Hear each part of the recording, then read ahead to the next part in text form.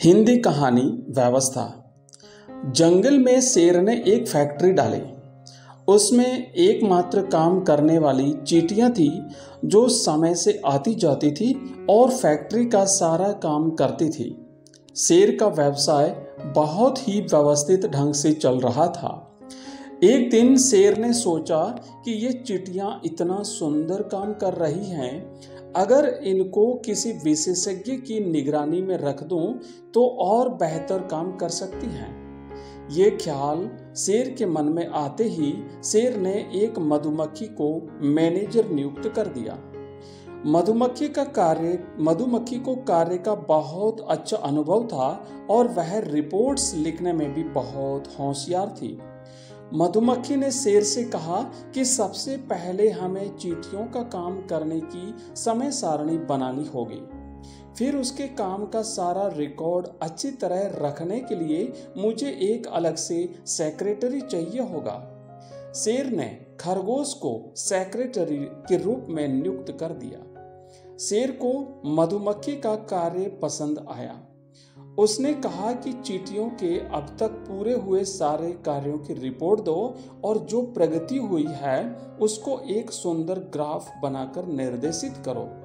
मधुमक्खी ने कहा, ठीक है, मगर मुझे इसके लिए एक कंप्यूटर, लेजर प्रिंटर और प्रोजेक्टर चाहिए होगा।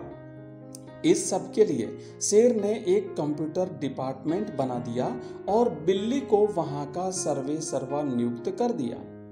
अब चींटी अपना काम करने की बजाय सिर्फ कागजी रिपोर्ट बनाने में ध्यान देने लगी, जिससे उसका काम पिछड़ता गया और अंततः प्रोडक्शन यानी उत्पादन कम हो गया।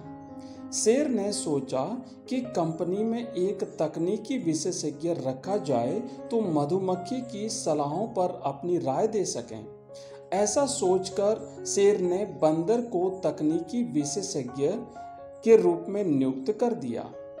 अब चींटी को जो भी काम दिया जाता था वह उसको पूरी सामर्थ्य से करने की कोशिश करती, लेकिन अगर काम कभी पूरा नहीं होता तो वह विवश होकर उसको अपूर्ण छोड़कर घर चली जाती थी। शेर को लगातार नुकसान होने लगा तो वह बहुत बेचैन हो उठा। कोई उपाय न देख मजबूरी में उसने उल्लू को नुकसान का कारण पता लगाने के लिए नियुक्त कर दिया।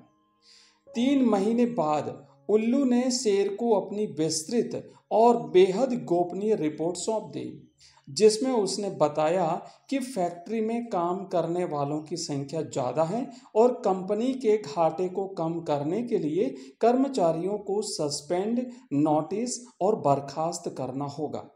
मित्रों, इस कहानी से हमें ये शिक्षा मिलती है कि अब आप गंभीरता से सोचिए, किसको सस्पेंड, नोटिस और बर्खास्त किया जाएगा? चींटियों को, क्योंकि वास्तव में वही एकमात्र वर्कर थी। यही व्यवस्था इंसान करता है। ये कहानी हमें बहुत बेहद गंभीर सवाल छोड़ करके जाती है। धन्यवाद।